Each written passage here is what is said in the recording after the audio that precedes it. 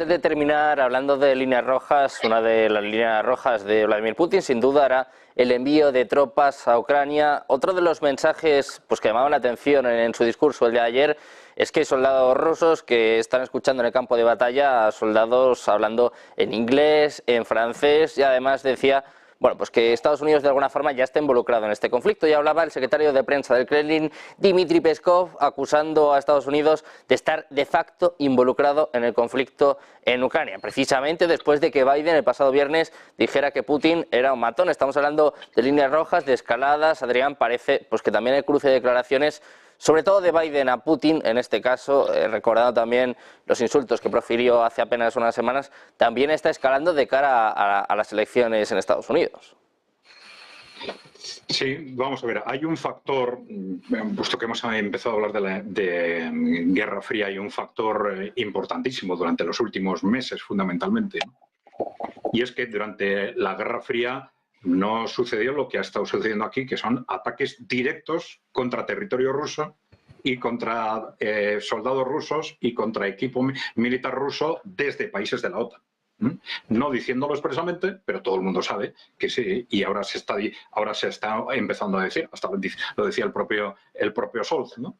Son países de la OTAN, como al menos Gran Bretaña y Francia, que desde el territorio ucraniano están disparando contra el territorio ruso. Cada uno de esos actos es razón de guerra, es un casus belli. ¿Por qué no ha respondido Rusia de forma directa? Dialécticamente ahora lo está diciendo, ha esperado meses simplemente para decirlo, y bueno, pues precisamente porque son provocaciones de guerra, pues el que recibe la provocación es el que elige cuándo y cómo responde. Eso quiere decir, bueno, supongo que Rusia está apuntando, tiene ya razones más que sobradas para responder de forma directa, pero tampoco a lo mejor le interesa responder como quiere el que está provocando esas actuaciones, ¿no? Vamos a ver esto a dónde va, pero esto sí nos refleja claramente que hay un sector muy importante en Occidente que quiere ese enfrentamiento directo. Y por supuesto ese enfrentamiento directo convencional tiene un riesgo enorme de terminar en un conflicto nuclear. Siempre pensamos, tradicionalmente en los últimos 30 o 40 años, teníamos esa idea de que un conflicto nuclear pues acabaría con la humanidad. No es así. Las expectativas que tienen todos los ejércitos, pues evidentemente el desastre sería impresionante, pero hay distintas modalidades de armas estratégicas, nucleares, no nucleares, electromagnéticas, que crean un contexto imprevisible. Pero también sabemos que desde un conflicto convencional, en el momento en que se convierte en una amenaza para alguna de las dos partes, el riesgo de conflicto nuclear es evidente. Es evidente y además, en este caso, por cualquiera de las dos partes. Cuando se ha hablado ahora ya en una situación de crisis como la que estamos, de si este va a atacar o si la OTAN va a atacar o si Rusia va a atacar, bueno, es que ahora una vez que a las dos partes les entra y difunden el miedo frente a la otra parte, esa difusión del miedo en buena parte lo que hace es alimentar o autojustificar el ataque. Con lo cual, yo creo que ya llegados a un nivel, esto puede pasar por cualquiera de las dos partes, que no tiene por qué ser el que empieza el que quiere la guerra, sino puede ser el que está pensando el que quiere la guerra, o puede ser el que está pensando no quiero la guerra, pero antes de que este me ataque yo ataco. O sea, estamos en una circunstancia de ese tipo. Cualquier mayor escalada, pues como puede ser esta que estaba proponiendo Macron, pues es aumentar el peligro. Pero no nos olvidemos de que se diga una cosa de otra, los franceses y los ingleses están disparando contra territorio ruso de forma constante ya desde hace meses. Que esos son casos de guerra, provocaciones de guerra evidentes. Por algo y para algo lo hacen. Enrique, si te parece, terminamos contigo. Nos queda nada, un minutillo. Quiero saber qué opinas de estas acusaciones de Rusia, diciendo que Estados Unidos está ya involucrado de facto en este conflicto. Hablaban también de soldados en el campo, en el frente de batalla, que están hablando en inglés o en francés, dando a entender que la OTAN ha estado y está involucrada en este conflicto desde el principio.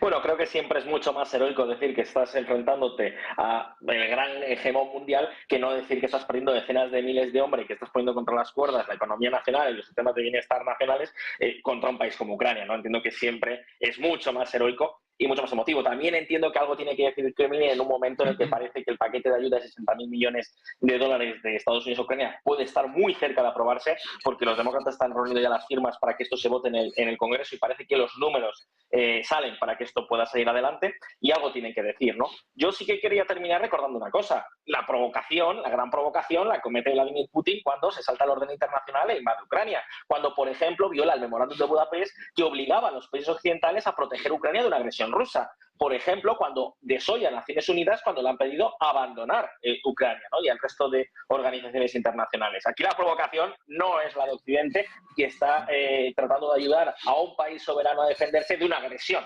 La provocación, evidentemente, es del que agrede, del que ha ocupado un territorio con artillería, con fusiles, con balas y con misiles. Por cierto, disparando contra la población civil en muchos casos para tratar de generar un mantra de terror, ¿no? Por tanto, ¿qué quieres que te diga? Yo terminaría diciendo un poco lo mismo. Es mucho más fácil decir que estás ganando un hegemón que no que estás perdiendo o que estás, digamos, enfangado en una guerra interminable con Ucrania. Pero yo no veo F-35. Es cierto que puede haber especialistas occidentales en Ucrania. Es cierto que puede haber labores de formación. Es cierto que hay tareas complejas que los ucranianos no saben hacer. Pero es que Occidente tiene un compromiso con Ucrania que ya se recogió en el memorándum de Budapest para proteger a este país a cambio de que renunciara a su arsenal nuclear. Y Occidente, en este caso, está cumpliendo su palabra. Terminamos con esta reflexión. Nos doy las gracias a los tres, José Luis, Enrique, Adrián. Muchísimas gracias por haber estado con nosotros y por poner poco de luz en todos estos asuntos, desde luego bastante tenebrosos, ¿no? Bastante miedo, desde luego, el que da en estos momentos la situación geopolítica, sin duda. Muchísimas gracias. Placer, buenas tardes. Muy bien. Muchas gracias. Buenas tardes. Muchas gracias. Buen día también a todos nuestros espectadores. Un día más les digo que no se vayan, porque seguimos con toda la información, como siempre, con la mejor programación, un día más en su casa, en Negocios Televisión.